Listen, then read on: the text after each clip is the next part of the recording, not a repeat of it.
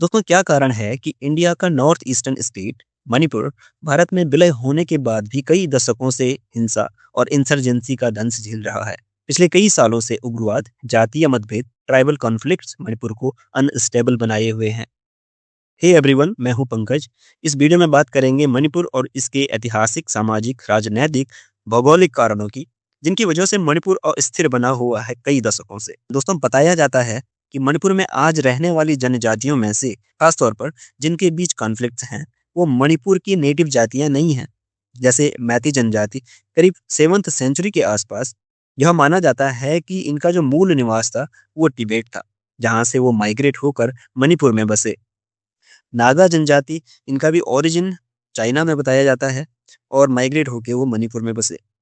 और इसी के साथ अगर बात कुकी जनजाति की करें, तो इनका ओरिजिन पर्शिया या ईरान बताया जाता है और पर्शिया से माइग्रेट होके ये अफगानिस्तान में कुछ टाइम रहे और अफगानिस्तान से माइग्रेट होके चाइना चाइना से म्यांमार के चिन रीजन में, और चिन रीजन में कुछ टाइम तक रहने के बाद ब्रिटिशर्स के थ्रू इन्होंने इंडिया में एंट्री ली और मणिपुर के हिल डिस्ट्रिक्ट्स में बस गए। कई सालों तक इसी तरह से चलने के बाद ईयर 1709 तक मणिपुर को कंगलीपाक के नाम से जाना जाता था और इसके जो राजा थे वो थे पामीबा। पामीबा मैती ट्राइबल कम्युनिटी से बिलोंग करते थे। हुआ ये कि कुछ टाइम के पश्चात पामीबा शांतिदास अधिकारी के संपर्क में आते हैं और हिंदू धर्म को अपना लेते हैं। हिंदू धर्म को अपनाने के साथ ही वो कुछ चेंजेस करते हैं। कंगलीपाक का नाम वो बदल कर मणिपुर कर देते हैं। खुद का जो नाम था उसको बदलकर गरीब नवाज कर देते हैं और स्टेट का जो रिलीजन था उसे हिंदुइज्म डिक्लेयर कर देते हैं। अपने राज्य के विस्तार की जो इनकी इच्छा थी, उसके लिए ये लगातार किंगडम ऑफ बर्मा पर कई बार अटैक करते हैं। फाइनली अपने साम्राज्य में विलय कर देते हैं। लेकिन ईयर 1751 में जैसे ही पमीवा की डेथ होती है, उसके बाद मणिपुर लगातार बर्मीज किंगडम से कई सारे अटैक फेस करता है और 1819 में पूरा का पूरा मणिपुर बर्मा यानी कि आज के म्यांमार में पूरे तरीके से विलय हो जाता है। दोस्तों, यही टाइम था जब मणिपुर के लोगों ने बर्मा के लोगों से, बर्मा की आर्मी से बहुत सारी ब्रुटैलिटीज फेस की। मणिपुर से लगातार लोग माइग्रेट करने लगे। कुछ लोग असम, त्रिपुरा, नागालैंड जैसे इलाकों में बसने लगे।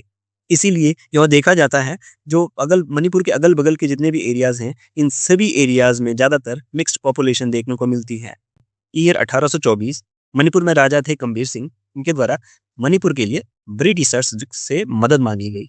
ब्रिटिशर्स के लिए मणिपुर की जो लोकेशन थी वो बहुत इंपॉर्टेंट थी, क्योंकि ये इंडियन स्टेट ऑफ असम और बर्मा के बीच में पड़ता था, तो ये एक बफर स्टेट की तरह काम कर सकता था।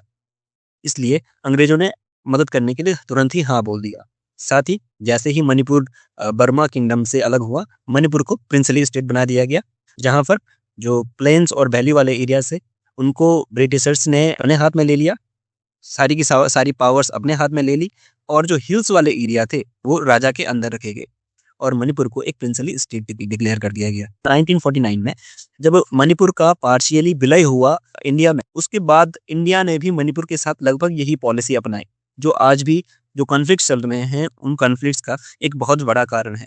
Year 1917 during world war one, जब मणिपुर से 2000 सैनिकों को अंग्रेजों की तरफ से वर्ल्ड वॉर वन में लड़ने के लिए ले जाया गया। इस दौरान जो कुकी ट्राइब है, इन्होंने ब्रिटिशर्स की तरफ से लड़ने के लिए फिर पूरे तरीके से मना कर दिया। इसीलिए ब्रिटिशर्स और कुकीज के बीच एक छोटा सा वॉर हो जाता है, जिसे वो एंग्लो कुकी वॉर के नाम से जाना जाता है। क्योंकि कुकी लोग जंगलों में लड़ने के लिए माहिर थे, ब्रिटिशर्स के लिए इनको कंट्रोल कर पाना काफी मुश्किल हो रहा था। इसलिए ब्रिटिशर्स के द्वारा इनको कंट्रोल करने के लिए एक स्ट्रेटजी बनाई गई, जिसे कहा जाता है स्ट्रेटजी ऑफ सोशल इंक्लूजन। यहाँ पर क्रिश्चियन मिशनरीज को इंडिया में और खासतौर पर मणिपुर में भेजा जाता है।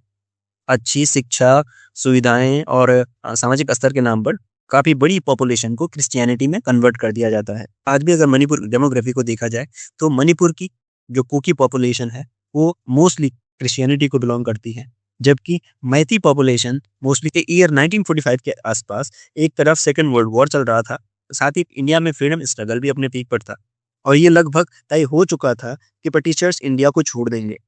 साथ ही ब्रिटिशर्स के द्वारा यह लगभग बता दिया गया था कि प्रिंसली स्टेट्स के पास जो राइट्स होंगे वो ये होंगे, प्रिंसली स्टेट चाहे तो डोमिनियन ऑफ इंडिया के साथ रहें या फिर डोमिनियन ऑफ पाकिस्तान के साथ, या फिर वो इंडिया से अलग अपना स्टेट रूल कर पाएंगे। इस सब के चलते इस दौरान मणिपुर के राजा थे राजा बौद्ध चंद्र। इनको पब्लिक के प्रेशर के कारण मणिपुर स्टेट कॉन्स्टिट्यूशन एक्ट 1947 लाना पड़ा, जिससे स्टेट में डेमोक्रेटिक गवर्नमेंट एस्टेब्लिश हो सके और लोगों के हाथ में भी कहीं ना कहीं पावर हो। 1947 में ब्रिटिशर्स ने इंडिया को छोड़ा। सरदार पटेल जी के बहुत सारे एफर्ट्स के बाद महाराजा बोधचंद्र सेन 11 अगस्त 1947 को instrument of accession Indian union से जुड़ने का फैसला लिया।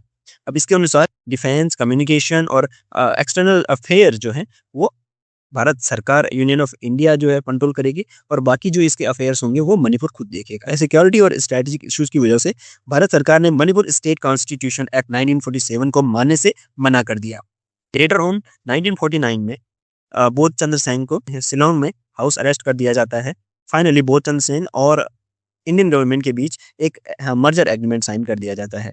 दोस्तों यहाँ पे इशू ये है कि मैती लोगों का आज भी यही कहना है, फॉर 1949 जब उनका मर्जर हुआ था इंडियन डोमिनियन के साथ, तो मैतीज को ट्राइब्स अमंग ट्राइब का डेजिग्नेशन मिला हुआ था। तो आज इनका कहना है कि हम कुछ एक्स्ट्रा नहीं मांग रहे, बल्कि हम वही स्टेटस दोबारा से चाहते हैं। जबकि इसी का जो अपोजिशन कुकी पॉपुलेशन है, उनका कहना है कि मैती हमेशा से प्रिविलेज्ड रहे हैं, मोस्टली ये हिंदू पॉपुलेशन है और जो मणिपुर का जो वैली वाला जो प्लेन्स वाला एरिया है 10%, उस एरिया में काफ़ी सालों से इनका सरकार बनाने में एक बहुत बड़ा हाथ रहता है। इनका इकोनॉमी और जो भी सोशल स्टेचर है वो काफ़ी बड़ा है और कम्युनिटीज़ की तुलना में। मर्जर के बाद मणिपुर को पारसी स्टेट बनाया गया, जिसे एडमिनिस्टर करने के लिए प्रेसिडेंट ऑफ इंडिया के द्वारा चीफ कमिश्नर को नॉमिनेट किया जाता था।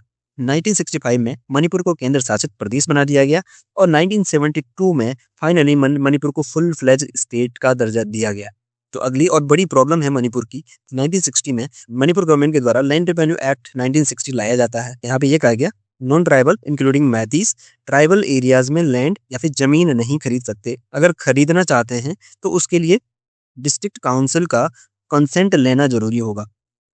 इशू ये था, हिल्स और प्लेन्स के बीच डिस्टिंक्शन थी, उसको ऐसे ही रहने दिया। हमारे कॉन्स्टिट्यूशन का आर्टिकल 342 ये बताता है कि इंडिया में कौन एसटी होगा कौन नहीं होगा, ये प्रेसिडेंट के एक नोटिफिकेशन से डिसाइड किया जाएगा।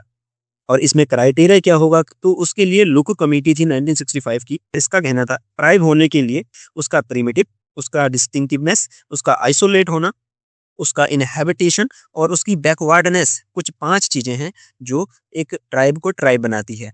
और इस कमीशन की रिपोर्ट आने के बाद जो मैती पॉपुलेशन थी उसको एससी या फिर ओबीसी का दर्जा मिला और जो कुकी और नागा पॉपुलेशन थी उसको ट्राइब्स का दर्जा दिया गया। 1964 में एक insurgent group United national liberation front UNLF के नाम से फॉर्म किया गया और इनका कहना था कि मणिपुर का जो मर्जर हुआ है इंडिया के साथ फोर्सफुली किया गया था और ये सब कुछ इलीगल है।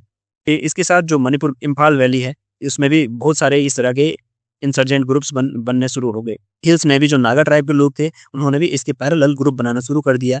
इनकी मांग थी कि हमें एक ग्रेटर नागालिम चाहिए। इनका कहना था कि वो सब एरियाज जो कि असम, मणिपुर, म्यांमार, नागालैंड में पड़ते हैं, जहाँ पर भी नागा ट्राइब रहती है, उसे मर्ज करके एक ऐसा देश बनाना चाहिए जो ऑफिशियली नागा पीपल्स के लिए हो। इसी ग्रेटर नागालैंड की डिमांड के साथ फॉर्मेशन होती है national socialist council of Nagaland, जिसको हम NSCN के नाम से जानते हैं। और ये लगातार भारत और म्यांमार दोनों तरफ डबल फ्रंट पर लगातार इंसर्जेंसी फैलाने लगे। साथ ही इसी दौरान कुकी लैंड मूवमेंट भी शुरू हो गया, जिनकी डिमांड थी कि हमें विद इन इंडिया, ये भारत से बाहर नहीं बल्कि विद इन इंडिया कुकी लोगों के लिए हमें कुकी लैंड चाहिए, इनकी ये डिमांड थी। यहाँ से शुरुआत होती है फिर से ट्राइबल फाइट्स की, क्योंकि जिस लैंड को ये क्लेम कर रहे हैं सब लैंड में इन सभी ट्राइब्स की मिक्स पॉपुलेशन रहती है। लेटर ऑन इन सभी ट्राइब्स ने मल्टीपल इंसर्जेंट ग्रुप्स बना लिए। 1964 से और 2016 के बीच मणिपुर में करीब 90 ऐसे इंसर्जेंट ग्रुप ऑपरेट कर रहे थे। कभी ये एक दूसरे से लड़ते थे तो कभी भारत सरकार या फिर म्यांमार के खिलाफ। फाइनली 1980 में गवर्नमेंट ऑफ इंडिया के द्वारा मणिपुर को एक डिस्टर्ब्ड एरिया घोषित कर दिया जाता है और अफस्पा पहली बार armed forces special power act impose कर दिया जाता है। 2001 में सेंट्रल गवर्नमेंट के द्वारा नागास यानी कि NSCN-IM के साथ पीस टॉक शुरू कर दिए जाते हैं। अब यहाँ पे जैसे ही पीस टॉक्स ये पॉजिटिव डायरेक्शन में आ रहे थे, मैती जो कम्युनिटी थी ये इनसिक्योर फील करने लगे, क्योंकि नागास के साथ सेटलमेंट होना मतलब ग्रेटर नागालैंड की जो मांग है उसे काफी हद तक मान लेना, और जिसकी वजह से जो मैती है उनका जो एरिया है वो और कॉन्स्ट्रिक्ट हो जाता। इसी वजह से मणिपुर में इस दौरान बड़े लेवल पर प्रोटेस्ट हुए, लार्ज स्केल वायलेंस, यहाँ तक कि मणिपुर असेंबली को आग तक लगा दी गई थी। 2008 में government of India, state government और कुकी ग्रुप्स के बीच फिर से एक ट्राइपार्टाइट एग्रीमेंट साइन होता है, जिसे कहा जाता है सस्पेंशन ऑफ ऑपरेशन एग्रीमेंट। और इसके इस एग्रीमेंट के अनुसार 2266 जो कैडर्स थे कुकी कुकी ऑर्गेनाइजेशंस के, उनको 14 डेजिग्नेटेड कैंप्स में डाल दिया जाता है। जब से ये एसओएस साइन हुआ है, उसके बाद से लगभग 2005 से कुकी ग्रुप को काफी हद तक रोका गया है, पर सभी सरकारें कोई भी परमानेंट सॉल्यूशन लाने में विफल रही हैं। तो इन सब के बाद भी मैतीज और कुकीज के बीच जो कॉन्फ्लिक्ट का कारण है, वो ये है कि मैतीज जो कि प्लेन्स और वैली एरिया में रहते हैं, ज्यादातर हिंदू बहुसंख्यक लोग हैं, उनको एसटी का दर्जा नहीं मिला और इनकी मांग है कि कुकीज़ की तरह इनको भी एसटी का दर्जा मिलना चाहिए। दूसरी तरफ कुकी जो मैती समुदाय का विरोध कर रहे हैं, हिल्स वाले एरिया में रहते हैं और इनके पास करीब 90% ऑफ एरिया है मणिपुर का, और इनकी मांग ये है कि मैती समुदाय पहले से ही सरकार में है और सामाजिक तौर पर देखा जाए तो काफ़ी प्रभावशाली है, काफ़ी मजबूत है पहले से ही। उन्हें कुकी क्षेत्रों में ज़मीन खरीदने और बसने की अनुमति नहीं मिलनी चाहिए। तो पिछले लंबे टाइम से इन सभी ट्राइब्स के बीच एक एक स्ट्रगल चल रहा है, कॉन्फ्लिक्ट चल रहा है, जिसमें एक दूसरे के खिलाफ अटैक करना बहुत आम बात है। साथ ही साथ इनके द्वारा स्टेट गवर्नमेंट के ऑफिशियल्स को या फिर सीआरपीएफ को या फिर सेना को, पुलिस को, सभी को अटैक इनके द्वारा किया जाता है। दोस्तों, अभी रिसेंटली एक केस में मैते समुदाय के 6 लोग पिछले सोमवार को शरणार्थी शिविर से लापता हुए मिले। इन्हें बेसिकली कुकी उग्रवादियों ने अगवा कर दिया था। जब 3 बच्चों से 6 लोगों के शव मिले तो लोग प्रदर्शन करने पर उतर गए। प्रदर्शनकारियों ने लोगों की मौत के लिए न्याय की मांग करते हुए 2 मंत्रियों और 3 विधायकों के आवासों पर घुस गए और मुख्यमंत्री आवास को भी इन्होंने निशाना बनाया। तो इसके बाद सरकार ने 7 जिलों में अनिश्चितकाल के लिए इंटरनेट को बैन कर दिया। पूरी इम्फाल वैली में कर्फ्यू लगा दिया गया। गिरिबाग जिले सहित मणिपुर के 6 अलग थाना क्षेत्रों में armed forces special power act फिर से वहां पर लगा दिया गया। तो 1990 के दशक में म्यांमार से चिन कम्युनिटी के लोगों का एक बड़ी मात्रा में इलीगल माइग्रेशन होता है मणिपुर में। 1990s में सरकार के कई निर्णयों के तहत, खासतौर पर हिल एरियाज में, मणिपुर में हिल एरिया डेवलपमेंट कमेटी बनाई गई थी। ये कमेटी ऑटोनोमस कमेटीज थी। मतलब ये कि इन कमेटी के पास कंप्लीट पावर होगी अपनी एडमिनिस्ट्रेशन को रन करने की। ठीक है, इन कमेटीज के द्वारा ही जो चिन लोग आए म्यांमार से, बर्मा से, उनको इलीगल लेवल पर सिटीजनशिप प्रदान की गई। तो उसने यहाँ पे मैती कम्युनिटी का कहना है कि जो उनकी पॉपुलेशन है वो धीरे धीरे श्रिंक होती जा रही है। प्लेन्स और वैली वाला एरिया है, वो सिर्फ 10% एरिया है और उस 10% एरियाज में पूरा मैती समुदाय रहता है। दोस्तों, मणिपुर में एक बड़े लेवल पर ड्रग ट्रैफिकिंग होती है। Golden triangle of opium Thailand, Laos और म्यांमार के नजदीक होने के कारण और पोरस बॉर्डर की वजह से ये ओपियम आसानी से इंडिया में एंट्री कर लेती है और इसके सबसे बड़े विक्टिम हैं कुकी और चिन लोग। जैसे ही मैती डोमिनेंट सरकार ने इन पर एक्शन लिया, कुकीज का कहना है कि उनके समुदाय को खत्म करने का प्रयास किया जा रहा है सरकार के द्वारा। दोस्तों, यहाँ पे एक बड़ा कारण है कॉन्फ्लिक्ट का, वो है अनएम्प्लॉयमेंट। एक रिपोर्ट के अनुसार 2021-22 में मणिपुर में जो अनएम्प्लॉयमेंट रेट जो था वो करीब 9% था, जो कि नेशनल एवरेज से 4.8% ज्यादा था।